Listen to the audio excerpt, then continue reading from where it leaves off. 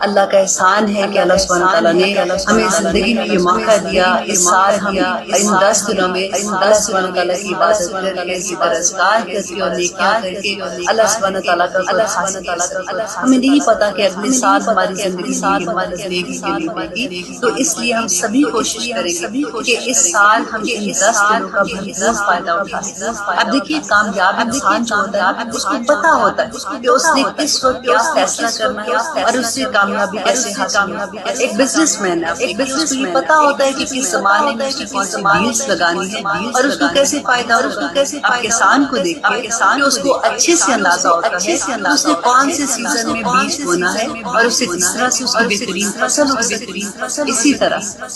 مومن انسان اس کو یہ اچھے سے اندازہ ہوتا ہے کہ کون سا لمحہ، کون سی گھڑی، کون سا وقت ایسا ہے جس میں وہ اللہ سبحانہ تعالیٰ کی عبادت کر کے، نیک کام کر کے، ذکر اذکار کر کے اللہ کا قرب حاصل۔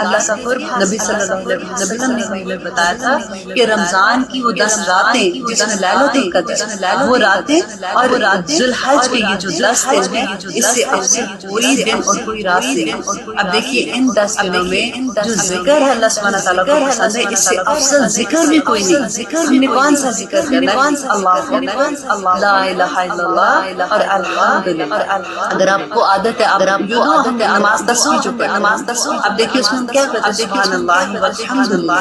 ولا الہ الا اللہ واللہ اکبر۔ اب بس یہی کوشش کریں کہ پورے 10 دن میں پورے تسبیح جو ہے یہ اپنی زبان اب اللہ سبحانہ تعالیٰ کو منانے کا بہترین موقع۔ اس کے ساتھ ساتھ دیکھیے کہ سعید بن جبیر اتنی عبادت کرتے تھے کہ وہ تھک جاتے تھے کہ وہ ہیومنلی پاسبل جیسے ہوتا نا کہ اس سے زیادہ نہیں کر سکتے، اتنی حد تک وہ عبادت۔ ابن عمر اور ابو ہریرہ بازاروں میں نکل جاتے اور تکبیرات بلند آواز میں تاکہ لوگوں کو بھی یاد آئے، وہ بھی تکبیرات ان کے ساتھ اونچی آواز میں صحابہ پڑھے۔ صحابہ نے ایک دفعہ نبی صلی اللہ علیہ وسلم سے پوچھا کہ کیا جہاد بھی افضل نہیں ہے؟ نبی صلی اللہ علیہ وسلم نے کہا نہیں، سوائے اس ایک بات کہ کوئی اپنی جان کا نذرانہ لے کے جہاد کے لیے جاتا ہے، کافر کے مقابلے میں دین کے لیے لڑائی کرتا ہے اور وہ اپنی جان کا نذرانہ دے دیتا ہے، اپنی سواری جس کے اوپر وہ جاتا ہے اور اپنا مال سب کچھ لٹا دیتا ہے اللہ کی راہ میں، تو اس کی ایک اور بات ہے۔ اس کے علاوہ ان 10 دنوں کی عبادت، ان 10 دنوں میں ذکر اذکار اور نیک کام کا اجر اللہ سبحانہ تعالیٰ۔ اب دیکھیے کہ اللہ سبحانہ تعالیٰ تو اجر دینے پہ آئے تو کیا ایک دانے کے 7 بالی، بس 7 بالی میں سے ہر بالی کے 100 دانے، اور ایک چھوٹے سے عمل پہ 700 گنا اور اس سے بھی کہیں زیادہ اور اس سے بھی طلب بڑھا۔ اور پھر ان 10 دنوں کی عبادت کا تو اللہ سبحانہ تعالیٰ نے کہا کہ سب سے افضل ترین عبادت آپ ان 10 دنوں کی فضیلت کا اندازہ لگائیے کہ صرف ایک دن 9 ذی الحج کا روزہ ہمارے گزرے ہوئے ایک سال کے گناہ اور آنے والے ایک سال کے گناہ کا کفارہ بنا۔ اب دیکھیے رکھنے کو تو ہم پورے دن روزے رکھ سکتے ہیں اللہ سبحانہ تعالیٰ کا ذکر بیان کرتے ہوئے، جس وقت ہم روزے کی حالت میں ہوں گے اللہ سبحانہ تعالیٰ ہماری کتنی دعائیں قبول، لیکن وہ ایک دن کا روزہ آپ سوچیں پورے پچھلے ایک سال اور آنے والے ایک سال کے گناہ۔ اس کے علاوہ ہم کیا کریں؟ ہم کوشش کریں گے کہ جھوٹ نہیں بولنا، چغلی نہیں لگانی، کسی پہ بہتان نہیں لگانا، کسی کو تنگ نہیں کرنا، اپنی ذات کے شر سے لوگوں کو محفوظ رکھنا، اپنے نیبرز کا خیال رکھنا، اپنے رشتہ داروں کا خیال رکھنا، ہم نے نمازیں پوری پڑھنی، ہم نے سنت مؤکدہ پوری پڑھنی، ہم کوشش کریں گے کہ ہم اپنی نمازوں کی تلاوت کریں، ہم کوشش کریں گے کہ ہم قرآن پاک کی زیادہ سے زیادہ تلاوت کریں، ہم کوشش کریں گے کہ ہم تہجد گزار بنیں، ہم کوشش کریں گے کہ ہم ایک عمرہ اور حج کا جو ثواب ملتا ہے ہم اشراق کو بھی نہ چھوڑیں، ہم کوشش کریں گے کہ ہم اپنے ماں باپ کی خدمت کریں، ہم ان کے آگے نہ بڑھیں، ہم اپنے بہن بھائیوں کا خیال رکھیں، ہم اپنے رشتہ داروں کا خیال رکھیں، ہم ضرورت مندوں کو دینے والے، ہم یہ پوری کوشش کریں گے کہ اللہ سبحانہ تعالیٰ نے ہماری ذات سے کسی کو تکلیف نہ ہو، ہم کسی کو آر نہ دلائیں، اور اس کے باوجود کہ ہم غصہ کرنے کی طاقت رکھیں لیکن ہم دوسروں کو ہم دوسروں کے کام آ سکیں۔ اپنے استادوں کے لیے دعا کیجیے کہ جو اس دنیا میں ہماری رہنمائی کا باعث آمین ثم آمین۔ السلام علیکم ورحمۃ اللہ وبرکاتہ۔ کچھ ہی چیزیں ہیں جس سے ہمارے بیسیکلی ہمارے نفس کی جو ایسی چیزیں ہیں جس سے ہمارا تعلق دوسرے لوگوں کے ساتھ ہے، ان کی اس جگہ پہ ہمیں اللہ سبحانہ تعالیٰ نے سمجھایا کہ دیکھو اگر تم کسی کے حق مارو گے، حق مارنا کیا ہے کہ اگر کسی کا دیکھو ہمارے بہن بھائی، اب یہاں تو سارے بھائیوں کا قصہ ہو رہا ہے نا، جو سگے بھائی ہیں اور جو ستیلے بھائی ہیں، بیسیکلی تو باپ تو ایک ہی ہے، اور وہاں پہ جو ان کی پرابلمس آ رہی ہیں کہ جس طرح سے انہوں نے ان کو کنویں میں پھینک دیا۔ اب کیا کنویں میں پھینک دیا، اب یہاں پہ نظر کی انہوں نے تو کر لیا، پروٹیکشن کر لی، ان پہ کوئی پرابلم نہیں آئی، لیکن وہ جو چیز کی تھی وہ سامنے بھی آنی تھی نا، تو وہ چیز ان کی اللہ سبحانہ تعالیٰ نے فرمایا کہ تقدیر کا فیصلہ ہو کے رہنے والا تھا۔ تو اللہ سبحانہ تعالیٰ سے دعا کرے کہ ہمیں اس اینگل سے اپنی زندگی کے ایک ایک لمحہ گزارنے کی عقل آ جائے، ہمیں وہ فہم عطا کر دے اللہ سبحانہ تعالیٰ، تاکہ ہم اپنے آپ کو ان ساری چیزوں سے بچا سکیں انشاءاللہ۔ اچھا، اس کی تفسیر نا شاہ عبد القادر جیلانی جو انہوں نے بڑی خوبصورت تفسیر کی ہے۔ میں نے جب ان کی تفسیر پڑھی نا تو میں نے سوچا کہ میں وہی آپ کے سامنے رکھوں اور اسی پہ انشاءاللہ ہم ڈسکس بھی کریں گے۔ انہوں نے کہا کہ جس طرح کہا تھا اسی طرح سے وہ بچے داخل ہوئے، اگرچہ ٹو نہ لگی، مطلب یہ کہ ان پہ نظر کے برے اثرات نہ پڑے، لیکن تقدیر اور طرف سے آ گئی، اللہ اکبر، اور تقدیر اور طرف سے آ گئی۔ اور پھر انہوں نے فرمایا کہ جو اللہ سبحانہ تعالیٰ نے فرمایا تھا نا کہ اللہ نے ان کو علم عطا کیا تھا، اور علم کیا مطلب اس کا کیا ریلیشن تھا اس بات کے بارے میں کہ اللہ سبحانہ تعالیٰ نے ہمیں کیا بتایا کہ ہم علم والے جو ہے نا وہ اللہ پر بھروسہ کرتے ہیں اور وہ تقدیر پر یقین رکھتے ہیں، اور وہ اسباب کا بھی بچاؤ، اسباب سے بھی بچاؤ اپنا کرتے ہیں۔ اچھا، اسباب کے خلاف کچھ ہو جائے کچھ اس پر صبر کرتے ہیں۔ اب یہ بڑی غور کرنے والی چیزیں ہیں کہ اسباب اپنے کیے، اس کے باوجود اگر کچھ ہو گیا تو پھر کیا کہتے ہیں، اس پر صبر کرتے ہیں۔ کہتے ہیں کہ ہم نے تو اپنی طاقت کے مطابق کر لیا تھا، اب نتیجہ اللہ کے ہاتھ میں ہے، اللہ کے۔ اور بے علم جو ہے نا، جو بے دین ہے، بے علم ہے، وہ کیا کرتے ہیں کہ ایک ہو تو دوسرا نہ ہو۔ مطلب کیا کہ اب اگر فار ایگزامپل اکثر آپ دیکھیں ایسے ہمارا ہوتا ہے کہ اسباب تو ہم نے پورے کر لیے، رائٹ، وہ ساری چیزیں اپنے بچاؤ کے لیے کر لی، لیکن اللہ پہ توکل جو تھا نا وہ نہیں کیا، وہ اسباب پہ توکل کر لیا۔ جیسے فار ایگزامپل ہم بیمار ہوتے ہیں، ہم دوائی کھاتے ہیں، تو ہمارا پورا توکل کس کے اوپر، دوائی کھائی ہے تو میں ٹھیک ہو گئی، یہ دوائی میں کھاؤں گی تو میں ٹھیک ہو جاؤں گی، فلاں ڈاکٹر جو ہے نا وہی مجھے ٹھیک کر سکتا ہے۔ اس سے اگلی سوچ جو ہے نا کہ وہ ہمارے ذہن میں نہیں آتی کہ یہ دوائی تبھی میرے اوپر کام کرے گی جب میرے اللہ اس میں شفا ڈال دیں گے، ادروائز یہ دوائی نہیں کام کر سکتی۔ تو یہ تھاٹ کریٹ کرنی پڑے گی کہ اللہ سبحانہ تعالیٰ سے اسباب جو میں مکمل کر رہی ہوں تو پھر میں نے توکل بھی اللہ پہ کرنا ہے۔ تو بے عقل جو لوگ ہیں، جو بے علم لوگ ہیں، ان کے بارے میں انہوں نے کہا کہ وہ ایک ہو تو دوسرا نہ ہو۔ اچھا، اور بعض لوگ آپ دیکھیں یہ کرتے ہیں کہ وہ توکل تو اتنا اسٹرانگ ان کا ہوتا ہے کہ بس ٹھیک ہے جی اللہ نہیں کرنا ہے، جی اللہ ہم نے تو کچھ، پھر وہ بیٹھ ہی جائیں گے کہ اسباب زیرو، اور پھر اللہ سبحانہ تعالیٰ وہ دعائیں کرتے ہیں جو اللہ سبحانہ تعالیٰ مدد کر دے کہ اللہ چاہے تو کچھ بھی کر لیں گے۔ لیکن ایک جو طریقہ اللہ سبحانہ تعالیٰ نے بتایا نا، اس سے علیحدہ کچھ نہیں ہونا۔ آپ کتنی بھی دعائیں کرنے بیٹھ جائیں اور آپ اسباب نہیں کریں گے تو تب بھی چیز نہیں ہونی ہے۔ اور یہ مجھے اتنی پیاری بات لگی، دیکھیے رسول اللہ صلی اللہ علیہ وسلم کی وہ حدیث بھی تھی نا، صحابی تھے وہ اندر آئے تو انہوں نے پوچھا کہ تم نے اپنی سواری جو تھی اس کے ساتھ کیا کیا، تو اس نے کہا کہ میں اللہ کے توکل پہ اس کو چھوڑ آیا ہوں۔ تو رسول اللہ نے فرمایا تھا کہ نہیں، اللہ پہ توکل اس کو پہلے جا کے باندھو اور پھر اللہ پہ توکل، پھر اللہ پہ توکل۔ اور مسند احمد کی حدیث ہے کہ رسول اللہ صلی اللہ علیہ وسلم نے فرمایا، جو کہ اتنی زبردست بات تھی کہ آپ نے فرمایا تم میں سے اگر آدمی مر رہا اور اس کے ہاتھ میں کھجور کا درخت ہو، پودا جیسے چھوٹا سا لگاتے پودا ہو، اسے چاہیے کہ پہلے اس کو لگائے اور پھر مرے۔ مطلب یہ کہ جو کام کرنا ہے نا وہ اپنا کام مکمل کر دے، کیونکہ درخت بھی تو صدقہ جاریہ ہوتے ہیں نا، اس کے لیے ہوگا۔ تو مطلب ان کا یہ تھا کہ ان کا ایک واقعہ میں آپ سے شیئر کرتی ہوں اور آپ لوگ اس سے بھی بہت تسلی ملتی ہے بیسیکلی، اور ایک اینگل ہمارے دماغ کا کھلتا ہے کہ ہاں واقعی توکل تو اس لیول پہ کرنا چاہیے۔ کیونکہ اکثر یہ ہوتا ہے نا کہ ہم نیکی کے کام جب کر رہے ہوتے ہیں تو ہمیں بس ہوتا ہے کہ ٹھیک ہے اللہ سبحانہ تعالیٰ بس کر دیں گے اس بات کو، ہم نے اتنی دعائیں मांगे, तहज्जुद में उठी थी, आज मैंने कुरान का भी ये पढ़ा,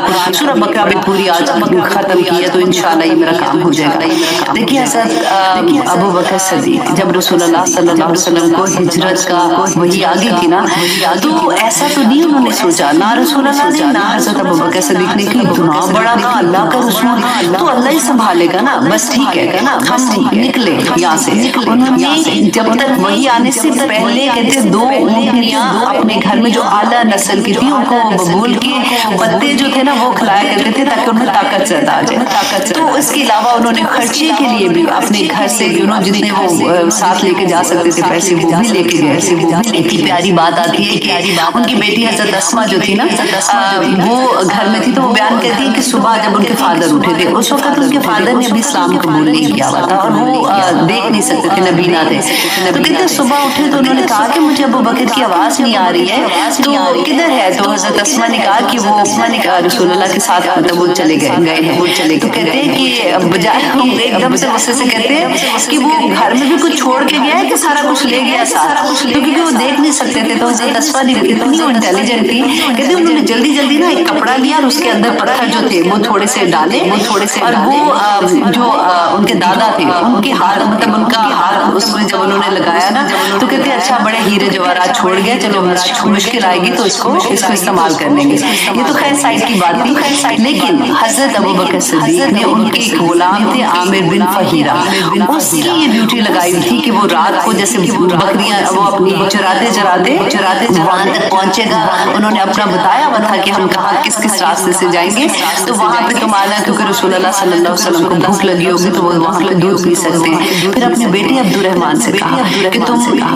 सारा इंतजाम के पीछे से तुम जो है वो इनकी मुशरिकीन मक्का जो थे इनकी महफिल में बैठते रहना ताकि तुम्हें पता चले कि ये क्या प्लान बना रहे हैं। फिर जब सारे सो जाएंगे तो तुमने किस तरह आना है और फिर तुमने आके खबरें देनी है। तो वो भी तो तवक्कल कर सकते थे कि बस ठीक है जी अल्लाह पे तवक्कल किया, निकलो बस अल्लाह सुब्हानहू व तआला संभाल लेंगे। नहीं, सारा काम करो और फिर अल्लाह पे तवक्कल करो। एक और बड़ी खूबसूरत हदीस में पढ़ी थी कि हज़रत आयशा रदी अल्लाह अन्हा के पास कुछ बच्चे आए मिलने के लिए, तो उन्होंने सलाम किया उनको। उन्होंने पूछा कि तुम कौन हो? तो उन्होंने बताया कि हम अब्दुर्रहमान बिन औफ जो है हम उनके बेटे हैं। तो हज़रत आयशा बड़ी खुश हुई, तो उन्होंने कहा कि अल्लाह तुम्हारे बाप को सलसबील से सैराब करे। 29 पारा में सलसबील एक जन्नत का वो है नहर है, उसके बारे में आता है। उसके बाद बच्चों ने कहा कि अम्मा आपने इतनी दूर की दुआ दी है, तो कहती है कि मुझे वो वाकया याद आ गया आज कि जब तुम्हारा बाप जो थे वो आए रसूलुल्लाह को मिलने, तो ऑलमोस्ट आखिरी टाइम था उनका, रसूलुल्लाह काफी परेशान थे जैसे तो अब्दुर्रहमान बिन औफ ने उनको देखा। अब मैं ये किस्सा इसीलिए सुना रही हूँ कि देखिए असबाब की वजह से कि उन्होंने कहा कि या रसूलुल्लाह मुझे बड़े परेशान लग रहे हैं, एवरीथिंग इज फाइन। तो उन्होंने कहा कि हाँ बस ठीक है, लेकिन मैं थोड़ा परेशान हूँ। तो उन्होंने कहा कि क्या वजह है? तो जब उनको ये पता चला कि रसूलुल्लाह इसलिए परेशान है कि उनकी जो बीवियां पीछे रह जाएगी तो उनका खर्चा चलना और किस तरह से होगा। तो जब हजरत इनको पता चला अब्दुर्रहमान बिन औफ, तो उन्होंने कहा कि आप कैसे सोच रहे हैं, मेरा मदीना में फलां बाग है, उसकी जितनी भी आमदनी होगी जब तक मेरी जिंदगी है और जब तक आपकी आखिरी बीवी भी जिंदा रहेगी उसका खर्चा वहां से चलता रहेगा। वहां से रसूलुल्लाह बहुत खुश हुए और खुश होकर उन्होंने दुआ दी कि अल्लाह अब्दुर्रहमान बिन औफ को कि अल्लाह तुम्हें सलसबील से सराब करे। तो हज़रत आयशा ने कहा कि मुझे वो वाकया याद आ गया, इसलिए मैं तुम्हारे बाप को वो दुआ दे रही हूँ। तो अब यहाँ पे देखिए कि किस तरह से असबाब पूरे किए जा रहे हैं और किस तरह से फिर अल्लाह सुब्हानहू व तआला पे तवक्कल किया जा रहा है। अल्लाह सुब्हानहू व तआला हमें भी तौफीक अता करे कि हम इन चीजों को समझ सके। अब आगे देखिए आयत नंबर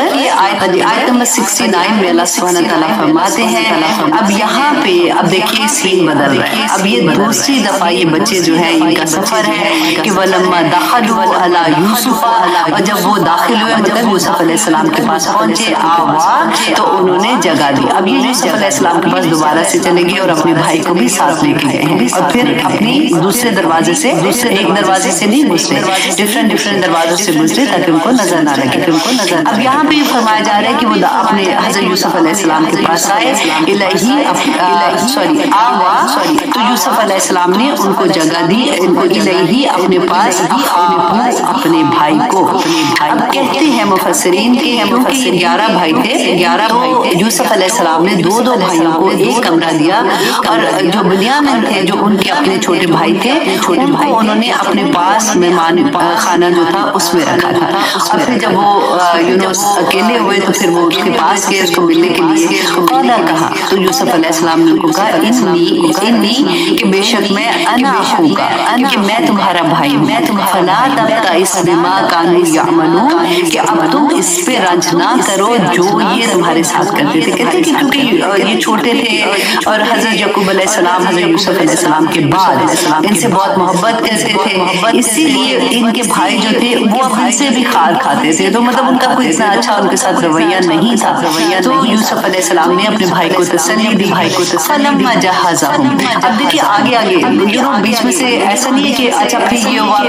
ये वाकया फिर उसके बाद जब वो जाने के करीब आते हैं वो सारा स्टोरी अल्लाह सुब्हानहू व तआला ने फास्ट फॉरवर्ड करते हैं कि फलम्मा जहाज़हुम, फिर जब तैयार कर दिया उन्हें बिजहाज़िहिम, सामान उनका, जअल सकायता, तो उनका प्याला जो बादशाह का प्याला था ना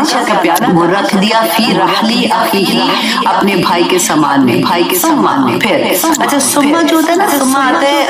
थोड़ी देर के बाद जब चीज होती है। फा जब हम बोलते हैं ना फा कहते फौरन, जैसे अभी कोई चीज हुई थी तो फौरन ही कोई चीज होती है। सुम्मा से पता चलता है कि अच्छा वो काफला कि अच्छा थोड़ा आगे गया होगा तो ये तब ये वाकया पेश आया। सुम्मा अज़ना, फिर पुकारा मुअज्जिनुन, एक पुकारने वाले ने, अय्यतुहल ईर, ए काफले वालों, इन्नकुम लसारिकुन, कि अलबत्ता तुम चोर हो। तो अब जैसे ही आगे गए तो पीछे से काफले वाले कौन थे? ये जो वहाँ पे थे ना यूसुफ अलैहिस्सलाम के जो शाही वर्कर्स आप उनको कह सकते हैं, तो उनके जो करिंदे थे वो उनको जो मुफस्सिरीन ने कहा कि हो सकता है कि यूसुफ अलैहिस्सलाम को पानी पिलाने का, क्योंकि वो एक ऐसा बर्तन था जो नाप भी सकते हैं, जैसे होता है ना कि आप देखिए घर में चावल निकालते हैं या कोई चीज निकालते हैं तो ऐसा बर्तन होता है जिसमें पानी भी पिया जा सकता है और वो नापने के भी काम आता है। तो इसी तरह का कोई बर्तन होगा, लेकिन वो बादशाह का बर्तन था, कीमती था। तो अब यहाँ पे एक्चुअली क्या हो रहा है कि अल्लाह सुब्हानहू व तआला एक वो असबाब बना रहे हैं जिससे हजरत यूसुफ अलैहिस्सलाम की ख्वाब जो थी उसको ताबीर मुकम्मल होनी। तो उसको कहा पुकारने वाले ने कि ए काफले वालों तुम तो चोर हो, तुम तो कालू, कहा किसने? वो काफले वाले जैसे भाई जो थे ना उन्होंने कहा वह अकबलू, और वो सारे मुड़े, अकबलू कहते हैं बिल्कुल सामने आना, जैसे होता है ना पूरे मुड़ के सामने उनके आते हैं, अलैहि उनकी तरफ, माज़ा तुफ़क़िदून, कि तुम्हारी क्या चीज गुम हुई है, क्या चीज गुम हुई? कहा मुअज्जिन ने, पुकारने वाले जो थे वर्कर्स थे, तफ़क़िदू कि हम गुम पाते हैं सवाल मलिकी के बादशाह का पैमाना, वाली मन जा बिही, और जो इसके लिए लाएगा, मतलब हम ये जो बंदा है ना जो वर्कर थे जो पीछे आए थे वो अपनी तरफ से हम ये कहते हैं कि वाली मन जा के जो लाए इसे हिमलू बीर, तो एक ऊंट के बोझ जितना गला जो है ना वो उसको इनाम के तौर पे बेसिकली जैसे होता है ना इनाम के जैसे होता कहता है ये चीज मिल गई तो फिर मैं इसके बदले में ये दूंगा, इसके बदले में ये वो अना बिही ज़ाइम, और मैं इसकी जमानत देता हूँ कि अब जमानत देना ना, देखिए रसूलुल्लाह सल्लल्लाहु अलैहि वसल्लम ने भी हमें बताया था, जैसे जमानत का मैं आपको एग्जांपल देती हूँ कि जैसे